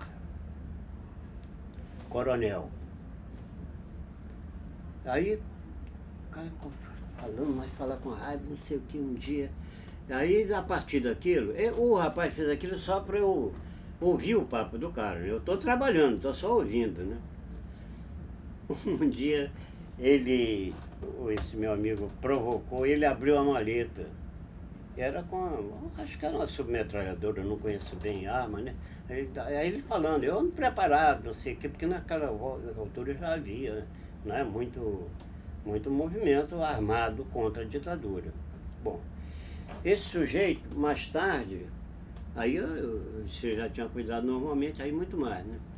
Mas ele ficou uma temporada boa, juntou muitos aluguéis lá sem aparecer. Agora, tempos atrás, já há bastante tempo, eu pesquisando, fui compreender, ele foi acusado, não sei se foi agora na Comissão de Verdade, mas ele foi acusado de ser um elemento responsável por torturas no Nordeste, entendeu? E ele chamava-se, ele foi ministro da Aeronáutica do Collor, era o coronel Sócrates Monteiro. Olha, o cara, eu digo, meu Deus, com que gente que eu estou lidando aqui, entendeu? E ele me tratava como se ele sabe, ele não sei, ele sabe quem eu sou, entendeu? O que ele falava, você era bandido mesmo, entendeu? Mas tudo bem. Eu não sei como é que depois hoje não sei o que aconteceu com o cara. Fiquei no escritório até 75 eu voltei para a fábrica, para casa, e pertinho da minha fábrica, deu só uma coisa interessante. Tinha um cliente de lá, da casa do Mário, fazia administração de uma fábrica, de uma marcenaria Terra Nova. Era quase de frente à rua que eu morava. Era uma rua transversal. Essa aqui é a rua aqui, a minha rua aqui. Aqui na esquina era essa marcenaria. Eu nunca disse ao camarada, o cara ia lá e tal, conversava, era um português. Eu não dizia a ele que eu ia lá escondido, passava com o maior cuidado na porta da marcenaria dele para ele não me ver. Um dia o filho dele me viu, entendeu? Aí me viu, aí a minha mulher daqui a pouco me chamou, eu não sabia que ele tinha me visto. A minha mulher disse, Ulisses, tem um camarada aí te chamando aí na porta. Eu acho que é o dono daquela marcenaria lá, o senhor gordo. Aí eu fui atender. Quando o cara, o senhor mora aqui, nunca me falou, como é que eu ia falar antes, né? Aqueles anos todos, foram 5 anos lidando comigo, né, no escritório. O senhor nunca me falou, aí ele entrou. Então, eu mandei, só entra, ele entrou, ficamos conversando e tal. Ele disse, maravilha de eu lhe conhecer, de eu saber que o senhor mora aqui, ele estava precisando de um desenhista. E eu desenhava. Aí ele era muito inteligente, um ótimo marceneiro, mas ele escrevia muito mal, entendeu? Falava muito mal. E ele não tinha empregado, ele trabalhava só. Ele fazia, era incrível, ele fazia os orçamentos. Eu morria de rir se vivesse um orçamento feito por ele. Acontece que ele fazia móveis sob medida e eram coisas pequenas, né? Mas ele foi expandindo, aí começou a trabalhar para o Simons, Mário Henrique Simons, aí fazia ali móveis ali para o banco, na Avenida Rio Branco, o Banco Simons. Eu que desenhei o móvel de lá. Não deve ser mais esse, nem sei se existe um banco. Em algum momento fiz. Então aí, móvel particular para os donos da Piraquê, era o doutor Colombo, não sei o que. Ele disse para mim, eu agora recebo isso, eu não posso mais, eu preciso de alguém para fazer o orçamento para mim, fazer uma planta. Que ele fazia uma garatude assim e ele pegava, né? Mas aí não dava mais para uma empresa, para coisa, né? Aí eu fazia os desenhos, fazia os orçamentos, aí fiquei trabalhando com ele, nesse período aí. tá entendendo? Aí depois que veio a anistia, mudou, ainda não havia anistia, né? Foi em 75. E seu Ulisses, Aí depois da anistia mudou a coisa. esses trabalhos no escritório, na marcenaria, eram trabalhos formalizados ou não podia porque Não, o no senhor trabalho, no escritório, não tinha como fazer no isso? escritório, era coisa só de burocracia mesmo, de anotar livro, essas coisas e tal. Na marcenaria não, porque eu tinha noção, eu não vou dizer que eu era desenhista, porque meu ramo de desenho era desenho mecânico, eu tinha vindo da escola, tinha aprendido, né? Mas você não Mas tinha nunca me carteira formei. assinada? Não tinha carteira não assinada? A carteira assinada, assinei a carteira. Assinou aqui todo? Aí eu, sim, porque aí eu disse a ele, eu a princípio não quis. Aí ele disse, poxa, mas o senhor está tão pertinho aqui, não sei o quê. Tá bom, eu vou falar para o senhor porque é que eu não quero. Eu estou precisando. Mas acontece o seguinte, aí contei para ele, eu estou condenado, assim e tal. Aí ele disse, e daí? Me surpreendeu, o português me surpreendeu, porque eu não acreditava, porque, sabe, ele era muito católico e sei lá, eu não acreditava. Ele disse, e daí? Eu quero lá saber o que é que o senhor é, o que é que o senhor vai dar. Eu digo, maravilha, pronto, acabou. Depois mas durou pouco essa lua de mel. Durou pouco. Acontece coisa.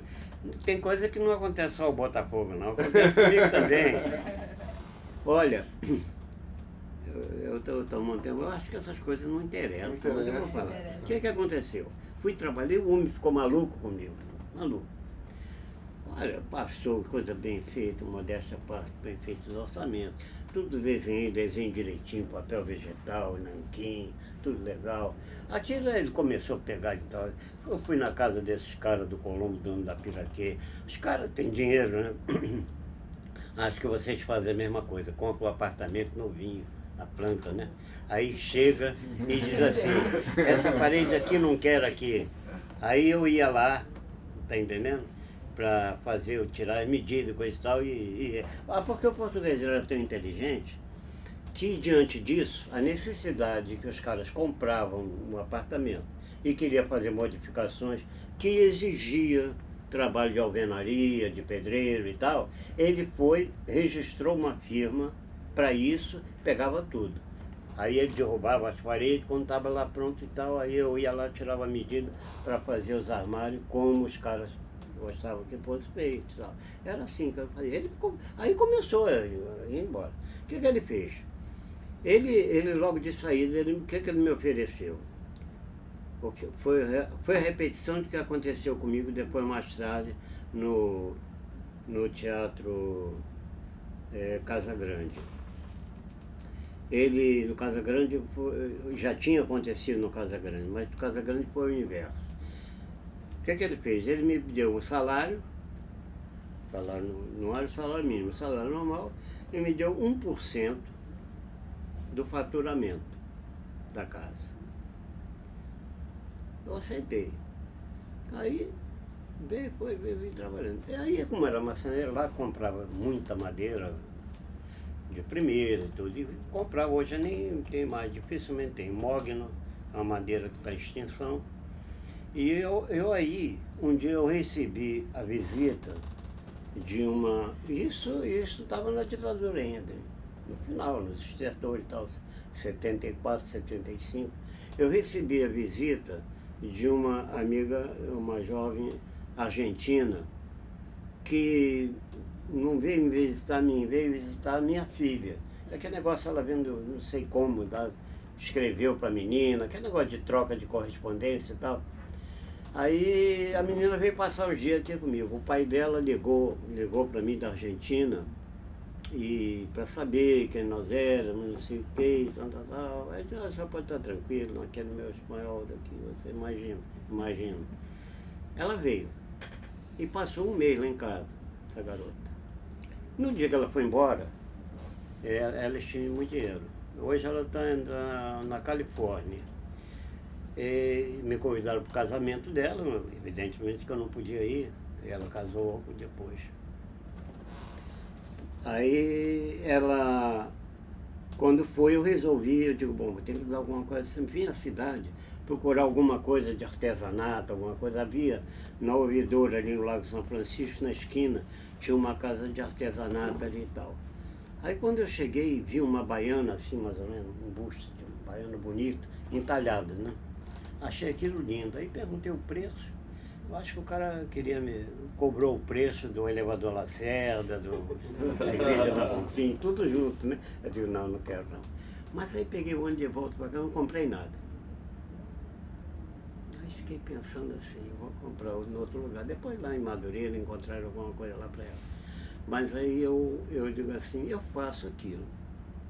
Aí antes de voltar para a fábrica, que eu tinha vindo por licença da fábrica, quando eu saltei em Rocha Miranda, comprei umas ferramentas, cheguei na fábrica, cortei um pedaço de madeira, pedi lá, comprei. Cheguei em casa, comecei a fazer.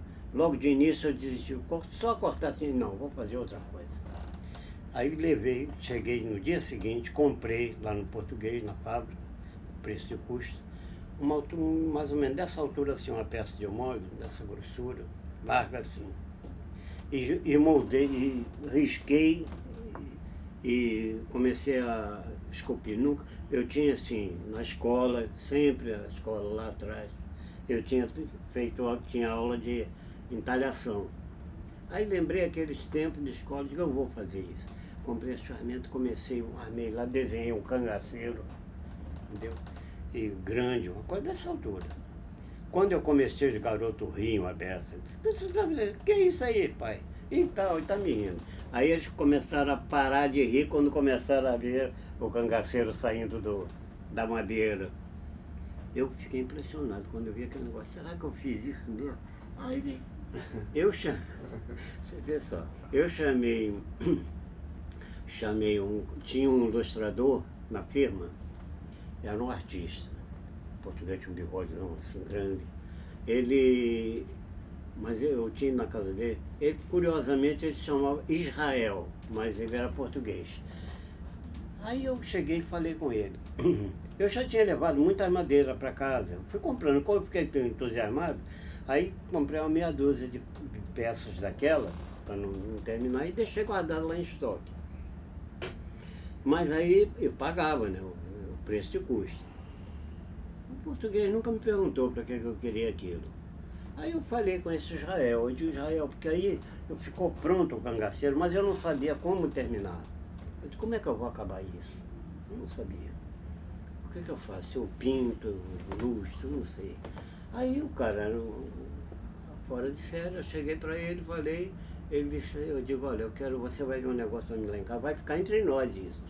Eu queria que você me orientasse. Ele foi lá, aí eu disse assim, eu queria que você me dissesse como é que eu termino aqui, me dá uma ajuda. O cara era um colega de trabalho, né? Ele disse, o senhor não vai me dizer que o senhor nunca fez nada? Eu digo, eu nunca fiz, rapaz. Vamos fazer, não se preocupe com isso. Vamos fazer o seguinte, não está ali não, mas tem essa história contada. Ralph and Ralph. Ele disse assim, vamos fazer o seguinte, o senhor talha, eu acabo, e a gente racha. Eu digo, muito obrigado. Esquece. Esquecer. Aí, bom, em seguida eu fiz uma ceia. Ah, não, aí aquele cangaceiro que serviu de mostra. Aí meu filho pegava, botava no carro e levava. De repente, vem com uma dona que morava em Rocha Miranda, um dono de frigorífico. A mulher chegou para mim, lá em casa, a mulher dele, e disse assim, o senhor só faz esse tipo de coisa? Não. O que a senhora quer? Eu não sei. Eu tenho que dar presente de casamento, eu quero dar uma ceia. É essa peça deitada. O senhor faz uma ceia para mim? Aí ela está falando, eu já estou pensando naqueles pãezinhos, como é que eu vou fazer aquilo, não sei o quê. Eu faço. Eu digo, meu Deus do céu.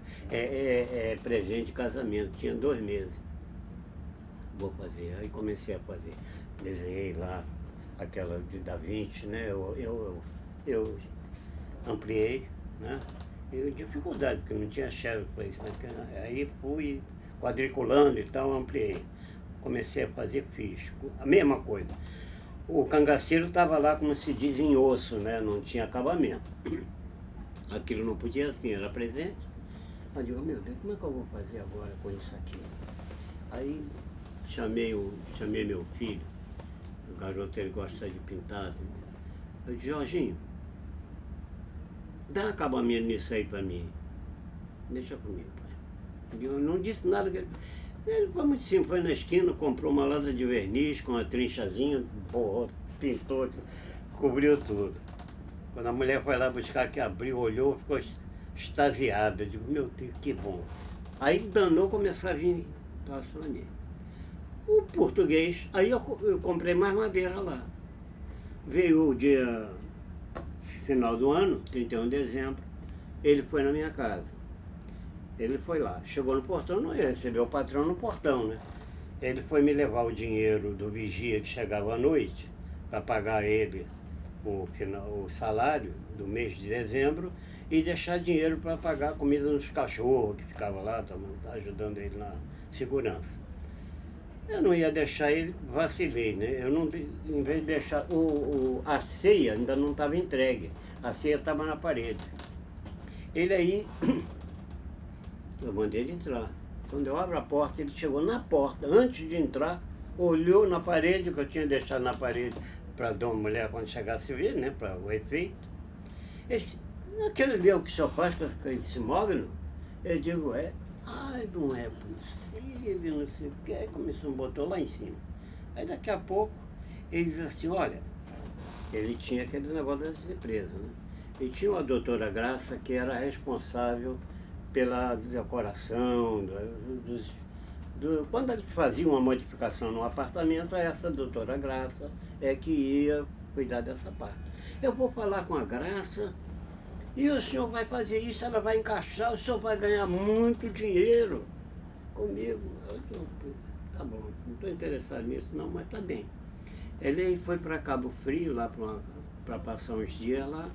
Ele disse, quando eu voltar nós vamos conversar sobre isso. Aí quando ele voltou,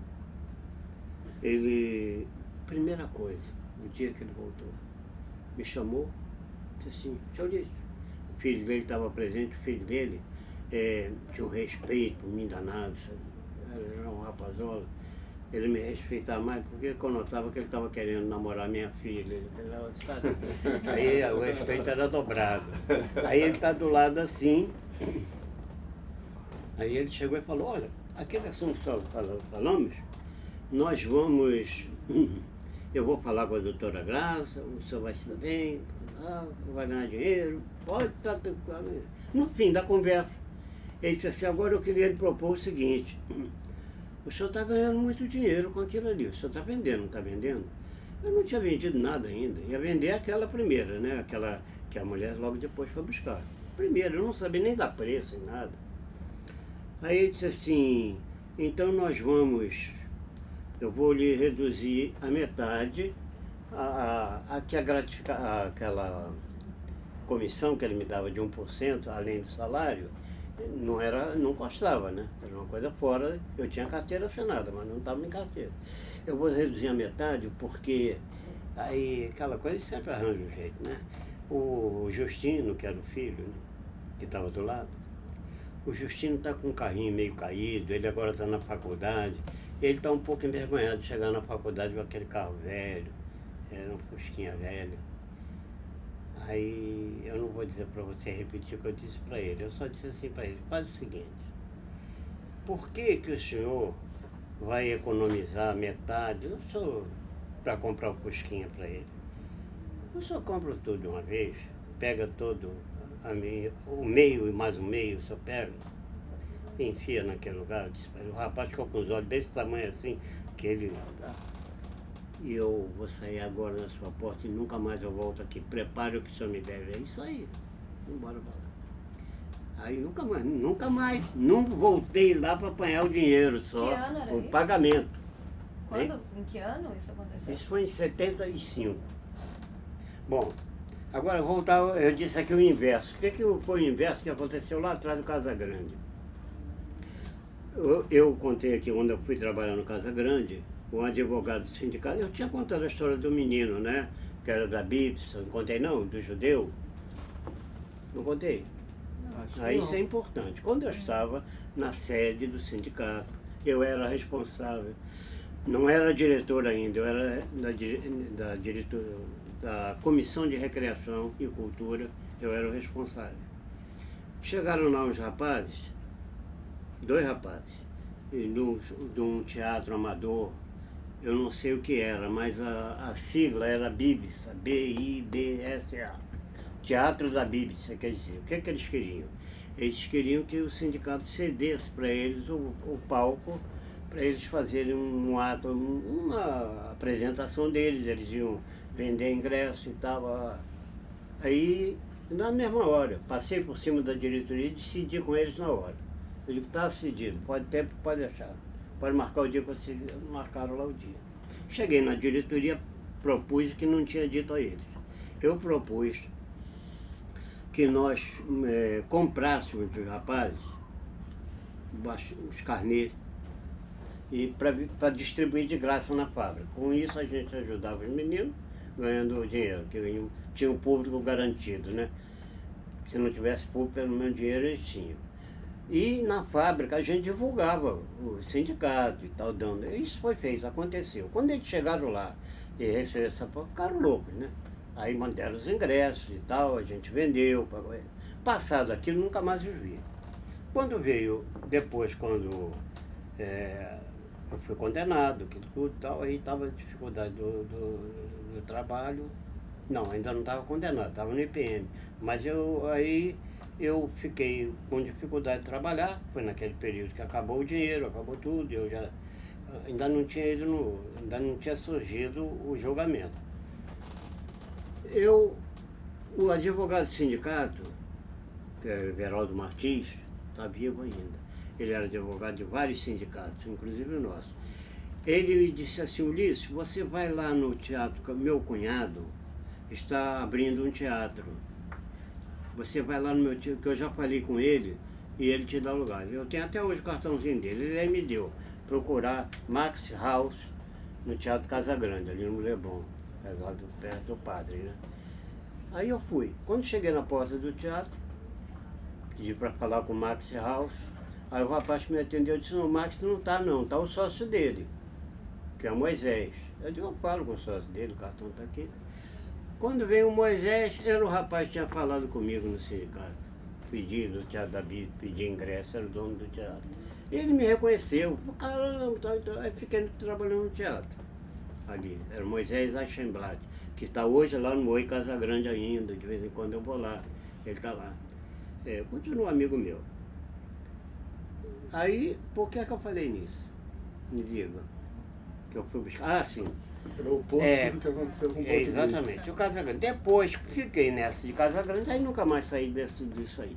Acabou depois, o Teatro Casa Grande acabou. Eu fui parar no Carinhoso, que era uma boate ali na Visconde Pirajá, 22. Aí eu tava difícil a coisa para mim, né? Naquela época. Eu estava condenado. Aí eu já estava condenado. Eu fiquei, esse período que eu fiquei condenado, eu fiquei vivendo de talha. Eu talhava e vendia as talhas. Meu filho enchia o carro e saía vendendo. Aí um dia eu me lembrei que eu tinha trabalhado no Vivará, restaurante do Padre, eu tinha trabalhado com um rapaz que era muito amigo meu, era um garçom, e ele ganhava muito bem. Ele ganhava muito dinheiro na Federação das Indústrias. Ele só ia lá atender no almoço, os empresários que iam lá almoçar. Depois daquilo ele tinha outro trabalho, então ele ganhava bem. Me lembrei dele, morava em Irajá, peguei uma peça, fui lá com meu filho no carro para mostrar a ele, ver se ele queria comprar. Aí quando entrei, eu levei, o carro está lá embaixo, com um monte de peças, mas eu levei um taco, assim, com um passarinho moldado. Aí ele ficou feliz de me rever, porque desde que eu deixei, eu saí abruptamente, né? Só o padre que sabia que eu saí para o julgamento, ele não sabia a razão. Aí quando ele soube, eu mostrei a ele, ele disse, eu disse, não quero comprar isso não gosto de talho, não gosto dessas coisas não. Mas você quer trabalhar? Foi a talha mais bem paga que eu tive, foi aquela talha. Ele aí ligou para um primo dele, que tinha trabalhado também comigo no Via Vará. Ele disse assim, você sabe quem está aqui? Esse é o Ulisses e tal. Olha, vou mandar ele aí, tem lugar para ele aí? Aí o rapaz disse para eu ir. Aí eu fui. No dia seguinte ele me apresentou o patrão. O patrão chamava-se José Estevam. Então, era conhecido na noite como Zezinho. Ele me chamou no escritório e disse o seguinte, ele tinha um sócio brasileiro, Márcio Cardoso. Aí ele chamou o sócio e conversaram comigo. Eu digo, vou para trabalhar no caixa. Eles tinham um caixa, mas o caixa não estava querendo continuar na casa, eles tinham que arranjar alguém. Então, como eu tinha indicação, eu gostava muito do rapaz, me indicou, eu disse, eu nunca trabalhei nisso. Eu tinha sido caixa no Via Vará, mas era um restaurante fino, pouca frequência, era outra coisa. Eu digo isso aí, o Carinhoso, houve uma época no início, fechava antes, né? Era quando era uma boate, New York City, fechava a rua de gente, no Passagem da Visconde Pirajá. Tanto por eu fiquei com receio, eu digo, não vai dar certo, mas não tinha necessidade, eu digo, vou arriscar. Aí, salário, eu digo, eu prefiro primeiro eu trabalhar para ver se dá certo. Se der certo, aí eu vou avaliar e vocês também vão ver o meu trabalho. Aí começou, quando deu uma semana mais ou menos, o cara chegou para mim, me chamaram no escritório e disse, olha, não tem nada de experiência, coisa nenhuma, você vai dizer agora o que você quer ganhar, vamos definir isso, a gente precisa de você. Você está escondendo o jogo, não sei o que, eu achava que eu tinha trabalhado, não. Aí eu digo, eu não sei, vocês me propõem. Aí eles me propuseram um salário mínimo, que era o que eles davam para todo mundo, porque a exploração terrível, né, nesse meio. Os caras ganhavam mais, ganhavam a comissão, garçom, né? Aí ele diz assim, você vai ganhar um salário mínimo e lá vem o 1% de novo. Vamos dar 1% sobre a férias. Aí eu fiquei pensando. Aí ele disse assim, porque não tá bom? Se quer mais do que o salário mínimo, que ele sabia que 1% não ia rejeitar, quem ia rejeitar, né? Quer mais de salário, isso? Eu digo, não, ao contrário. Eu quero que vocês cortem a metade aí desse salário, dessa comissão. 0,5% eu já vou ficar muito feliz. Aí eles riram. Nunca vi uma coisa dessa? Aí riram, fizeram piada. Eu estou falando sério, pensaram que eu estava brincando, eu estou falando sério. Aí eles disseram assim, mas tem que me explicar, tá bom também, mas você tem que explicar qual é a razão disso, porque eu nunca vi isso. Eu digo, é muito simples. Eu tinha passado pelo negócio lá do português, né? Eu digo, a casa, do jeito que essa casa está trabalhando, se eu só me der 1%, eu garanto que dentro de um mês vão puxar o meu tapete aqui. Com toda certeza, eu preciso trabalhar. Eu nunca preciso trabalhar um mês, não. Preciso trabalhar bastante tempo, até as coisas melhorarem para mim. Eu tinha dito a ele sabia da situação. Quando eu cheguei, a primeira coisa que eu falei com ele, eu digo, olha, eu sou condenado e isso e saber disso. Eu quero o seguinte, vai ficar entre nós três, ou seja, eu, né? Ele e o sócio dele, o Márcio Cardoso. Mais ninguém. Porque os sócios dele eram Chico Recarei, Pedro Gonzalez, e ele era da Galícia também, porque esses galegos não valem nada. Você é entre nós, nada de falar para ele, tá bom. Aí assim foi, nunca